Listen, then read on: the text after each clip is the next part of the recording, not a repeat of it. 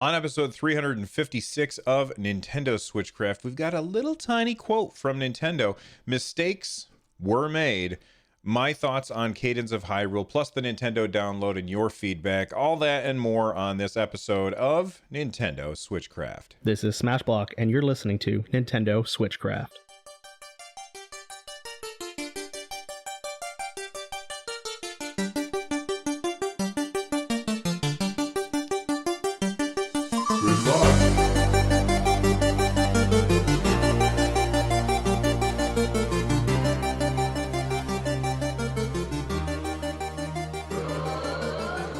Switchcraft is brought to you live 3 times a week on Tuesdays and Thursdays.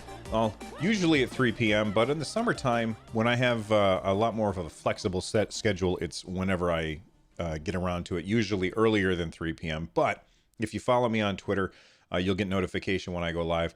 Anyway, that's 3 p.m. U.S. Eastern, and on Saturday, whenever I can get to it. Tune in live over at twitch.tv/runjumpstomp. This episode of Switchcraft is made possible by Hopple. Get Switchcraft and my other content ad-free for as little as $1 by joining us over at patreon.com/runjumpstomp.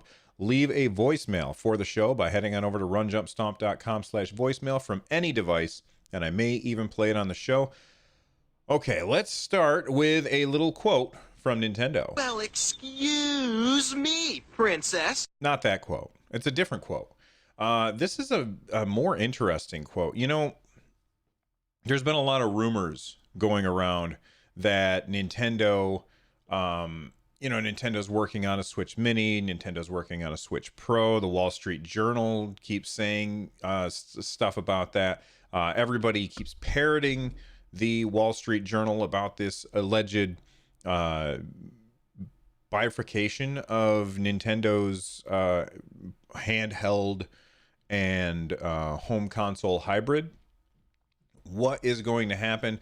There's rumors that we would hear something this week, and Japanese Nintendo, they translated, let's see here. It says at the 79th annual general meeting of shareholders earlier today, Nintendo acknowledged the Switch Mini rumors, but they have no answer right now.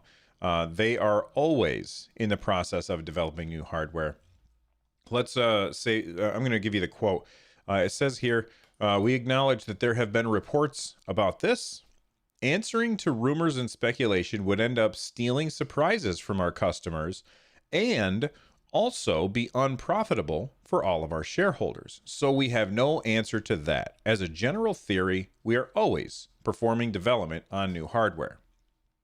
Okay, so what does this mean? I know that there's a lot of people that are going to grab a hold of that first part.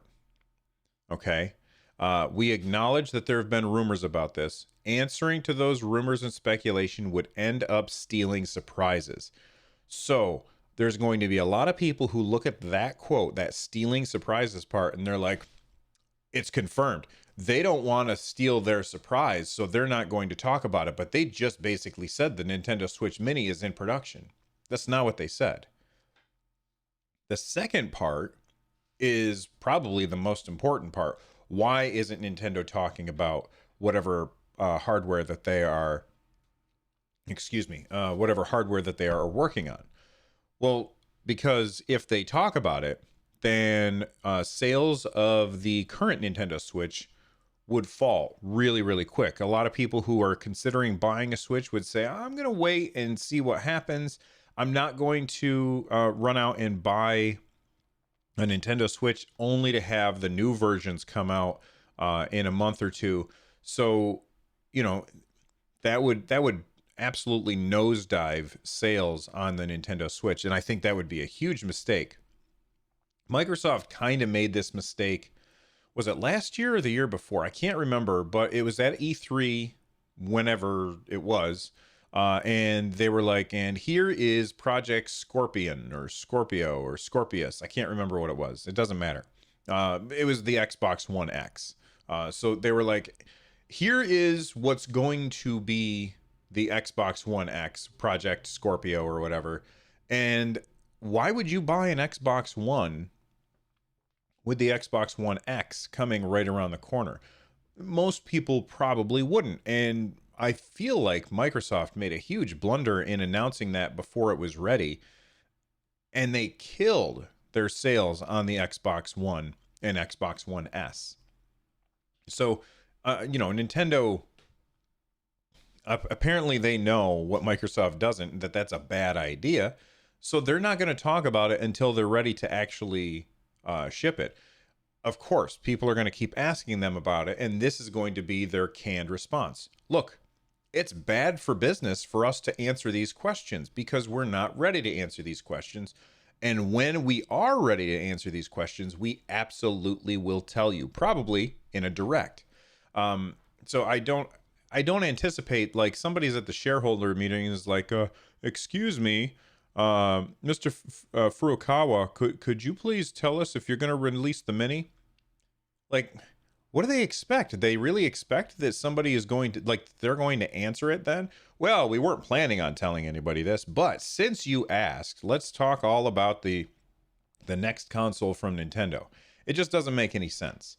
So a lot of people are going to grab that stealing surprises line, and they're going to be like, Nintendo doesn't want to spoil the surprise. If you're listening to this right now, some people are probably thinking, do I think that Nintendo is going to make another version of the Switch? Absolutely, I think they are. That this quote doesn't mean that it's confirmed, although that's going to be the headline everywhere. Of course, they're going to make more Switch hardware. The Switch is very, very successful. Over time, they find ways to make the production cheaper. They find ways to streamline things. They find ways to get new customers to pick up what they didn't pick up before. Of course, they are going to make another version of the Switch at some point. I don't know when. Maybe this year, maybe next year, maybe 2 years from now. Honestly, it certainly has been long enough that at this point, I feel like there's no problem with them making another Switch. If they had done it too soon, I feel like a lot of people who are early adopters like myself, who got the games or got the Switch on day one, they would be really, really unhappy if that were the case. But that's not the case, and I think it's been long enough that the Switch can come out, or the Switch Pro or the Switch Mini, whatever it is that they're going to do, that can come out, and the people who bought the original version, they don't really have anything to be upset about. But don't take this quote from the shareholders meeting as evidence that it's going to happen anytime soon. So anyway, I think it's I think it's just silly, but I kind of hope it comes out soon because I'm excited to see what Nintendo does. All right, I want to talk about a mistake that I made, a big mistake that I made. For those of you who don't know, I have been experiencing the Joy-Con drift. All right, and I've talked about it on the show before. And what I did, I asked some people, and they were like, "Hey, try this electrical cleaner spray." And I was like, "Okay." So I ordered some on Amazon. It came. I sprayed it in there, and then my home button stopped working. This is on my right Joy-Con, my red Joy-Con. The home button stopped working, and I was like, "Okay, well, I mean, it wasn't really working all that well before, so it's not the end of the world." My original plan was to send it to Nintendo and have Nintendo fix it. I don't know if that's possible anymore. Somebody said, "Hey, Bill, maybe it's just you need to open it up and let it air out in there or something." And I was like, "Okay." So I figured I've always kind of wanted to have the right tools in order to fix this, and I figured I overestimated my abilities. I'll say that much. So I went on Amazon again, and I went and I bought a kit. Let me actually grab the kit. I know, it's fantastic audio. I grabbed a kit. It's the Nintendo Tri-Wing screwdriver kit, and it comes with tons of stuff. Like, it's got three different types of screwdrivers that you might want to use, which are really fantastic. It comes with, I don't know what these are for. It looks like a screwdriver, but it's got like a recessed part in the middle. Like maybe it's to remove stuff. I don't know. It comes with little suction cups. I think that's if you're replacing the screen, you can get it to suction to the screen. Oh, actually 4 screwdrivers. It's got this weird star tip screwdriver as well. Comes with like the most precise tweezers that you can ever find. They're so small I can't even get the camera to focus on them. And it comes with guitar picks for some reason. I don't really understand why. As well as like an Allen wrench, another screwdriver, and this thing's pretty cool. It came with this weird green thing, which helps you take things apart. So like I had taken the screws off of my Joy-Con, and I was like trying to separate it with my fingers, and I couldn't get it apart. And so I just reached over and I grabbed this and pop, it's the perfect shape for getting the Joy-Cons open. That was it. This little kit was $10, and I don't regret buying it. Maybe I will need to use some of this stuff in the future. But I sat down this morning and I thought, well, I got this kit. Let's go ahead and see if we can fix the Nintendo Switch, my Joy-Con. So I went and I grabbed like my little tripod, and I put my phone into my tripod and had it pointed down at the desk, and I was like, I'm going to do a video. So I was recording everything, and I started taking everything apart, and then when I got in there, holy cow, these things are a lot more complicated than I thought that they would be. And the way that they're fit together in such a way is when you take it apart, it is very difficult to get things back together. As I ended up removing the pieces, and I was having trouble getting the board because I had to get underneath to the home button to see what is the problem with the home button.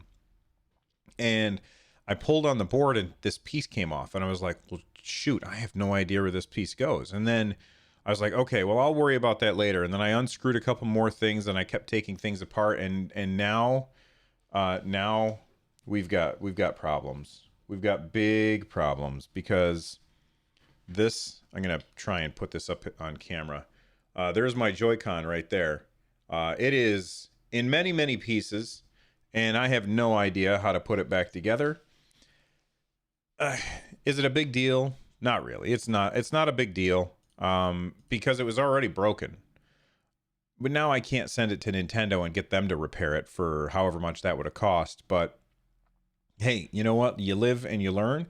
I'm down one extra Joy-Con, and that's not the end of the world. But mistakes were made, and I learned something. What did you learn, Bill? I'm glad you asked. I learned that buying a kit does not come with the skills. This came with a lot of stuff for $10. I was really impressed. It did not come with skill. I have very shaky hands. Sorry, I just bumped something on my desk. I have very shaky hands. Not as shaky as it was in the video, but like when I'm trying to do something precise, my hands start to shake. I could never have been a surgeon. My hands start to shake, and getting even putting the buttons, the A, B, X, Y buttons, even putting those buttons back into the Joy-Cons was very, very difficult to me. I was using those super precise tweezers to get them in there, but my hands are real shaky and I can't see what I'm doing. And I have a lot more appreciation for how well the Joy-Cons are put together. I remember a few years back, a friend of mine came over and he and I took apart an Xbox 360 controller. We did it because I had a Logitech G13, which was this thing. It looked like a computer keyboard, and it had a thumbstick on it. Okay, and you would put it to the left of your keyboard, and your mouse is on the right of your keyboard. And I always kind of felt like on the Logitech G13. Well, when I first got it, I felt like that joystick is too small. So I thought, what if I cannibalize an old broken Xbox 360 controller and I can just replace the stick? Like, this was my idea. Well, we ended up not being able to do that. Not a huge deal. But what I will say is that there was not nearly as much stuff packed into that big controller than there is in a Joy-Con. The Joy-Cons are, at least the right Joy-Con, and I know the right Joy-Con has the infrared sensor and it's got the NFC thing.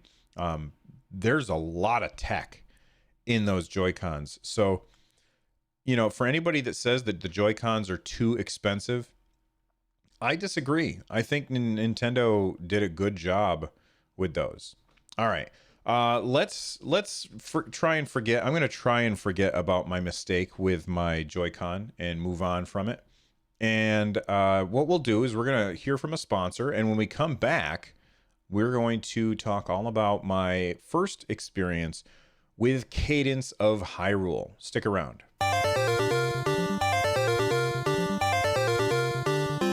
All right, Cadence of Hyrule is the basically the Zelda version of Crypt of the Necrodancer, and if you've not played it yet, oh damn, you are missing out. That game is fantastic. However, I do have to say a few things that are not great. That game is really, really hard and has a terrible difficulty curve. It just goes up way, way too fast. And I'm willing to, slam my head against the wall a few times in order to figure out a game. But if you are somebody who gets frustrated in games easily, then Cadence of Hyrule is probably not a game for you. Now that I got the bad out of the way, I want to talk about the good parts of Cadence of Hyrule, because there are many. I streamed it yesterday. It was my first time playing. I stream over at twitch.tv/runjumpstomp. And I was streaming over on my Twitch channel, and I had people watching and stuff. And this game is fantastic. The music. Oh my God, the music. Nintendo, you need to release this music on Apple Music and Spotify and YouTube Music and Google Play Music. You need to release this music everywhere because it's fantastic music. It's really, really good. There should be a soundtrack that you can download someplace to listen to this stuff because it is amazing. Even the intro music was just like, this song is dope. And I don't think that I found a single song in the game yet that I don't enjoy. Every single song is fantastic, and I'm really enjoying this game. So what is Cadence of Hyrule, Crypt of the Necrodancer? It is a rhythm-based roguelike, and it's, well, I would say more of a roguelite. If you're unfamiliar with the term, a roguelike game is a game that shares a lot of features of the original game Rogue, which had, like, everything was randomized. When you die, you're dead, and you start over, and everything's randomized, and you're starting over from scratch, basically. This is a rogue lite, Lite, and the reason it's called a rogue lite is because not everything is randomized, and death isn't really permanent. So this has been one of my favorite genres recently, roguelites. And the thing that I like about roguelites is that when you die in a roguelike, you lose all progression. In a roguelite, you don't lose all progression. You lose some stuff. So, for instance, let's say that I am playing Cadence of Hyrule and I'm doing real well, and I've got a bunch of rupees, and I've got some diamonds, and I've got some cool armor like greaves or something, and I end up getting killed. Well, like, let's say I've got a spear and I end up getting killed. I've got all that stuff and I get killed. Well, my armor and stuff like that, that's all gone. My rupees are gone, but the diamonds are not gone. The spear, I think I still get to have the spear if I still get the spear if I die. So some things you will lose, and some things are like permanent unlocks. So for instance, you use the diamonds when you die, you are standing there and there's some ghostly looking dude standing in front of you, and he will give you the option to spend your diamonds to get an upgrade. Maybe it's an extra heart container. So you start the game with 4 hearts or 3 hearts. You start the game with 3 hearts, and then you can spend the diamonds that you earn through the gameplay when you die to get more hearts, so make it so that you live longer. So the game really rewards you to explore and get more diamonds so that you can upgrade your character to make things a little bit easier.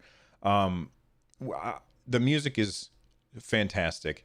The gameplay is really, really good. There is an option to play it without like a rhythm mode, so that everything just waits for you and you move and everything moves at the same time. That's really more like a traditional roguelite. Whereas this one is rhythm based, and as you're playing, you like the monsters are dancing around on the screen, and you have to move to the beat in order to hit them at the right time. And everybody has their own patterns. Like the Dark Knight, you got to get around behind and stab him in the back. Things like the anyway, everything has their own pattern. Like the spider dudes, I can never remember what the spider dudes are called in Zelda, but the spider dudes, they move diagonally. So everybody's got their own pattern. You have to find a way to kill the things on the screen and follow their patterns and try and keep the rhythm as long as you can, because the longer you keep your rhythm, the more diamonds you earn and the easier it is to upgrade your character. I am real bad at the rhythm part, but I'm going to stick with it. I'm having a lot of fun. Yesterday I defeated the first boss, and the first boss was, I won't say what it is, because it'd probably be different for you anyway, because it's a roguelite and things are randomized. When you first start a game, the game is randomized, so your playthrough will be different than my playthrough. But I had to fight the boss, and it was incredibly hard, and I was very, very excited when I actually got it. Like, I knew, like, there were people in chat that were like, Bill, you can just go and get more heart containers and come back later and it'd be easier. And I was like, but I think I can do it. And so I just kept slamming into that wall, and eventually I ended up killing the boss, and I was really, really happy. But Cadence of Hyrule, I'm playing through as Zelda right now. I guess you can also play through it as Link, and I don't know how it is different. I will report back on the show if and when. I don't know if it's the same game if you play through as Zelda as you do as Link, but they have different abilities. Like Zelda has the ability to put up like this prism around her, like in like all of the seers had these prisons around them in A Link to the Past, and Link has the ability to use a shield. And the only reason I know that is because I found a shield and it said only Link and Cadence can use this. So there you go. But I don't know how Link plays, if it's very much different, but I'm having a lot of fun, and I think Cadence of Hyrule is fantastic. If you are patient enough, you will probably enjoy that game. All right, let's hit the Nintendo download real quick. Super Mario Maker 2 comes out tomorrow. All right, it comes out tomorrow. I think I'm gonna get it, and I think I'm going to be streaming on my Twitch channel your levels, so you guys will be sharing your levels with me, hopefully, and I'll be able to play them on Mario Maker 2. And somebody said, hey Bill, does that mean troll levels? And I was like, well, I mean, I'll try any level, but I can't promise that I'll finish every level.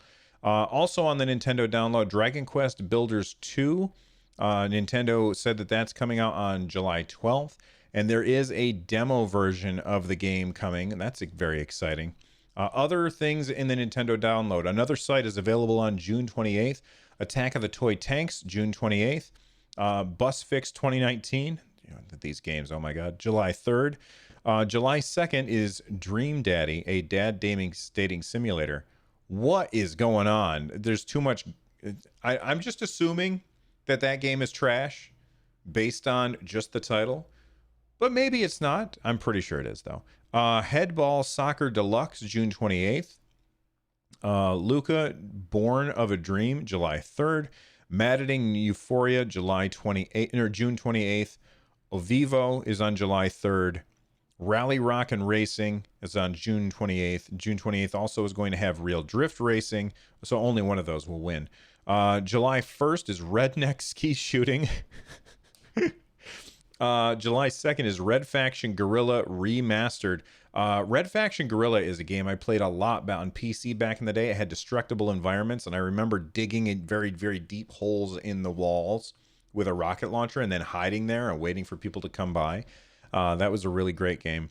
And that's coming to the Nintendo Switch. And then Spellcasting Perfectly Portable Edition. I think it has something to do with cats because of the way they spelled perfectly. It comes out on June 28th. And hey, don't forget about the 3DS. Pinball Breaker 3 is coming to the 3DS this week. So that's the Nintendo download. There's other stuff. If you want to see the whole thing, go to runjumpstomp.com and you can get everything there. Let's hit feedback and then we will wrap up the show.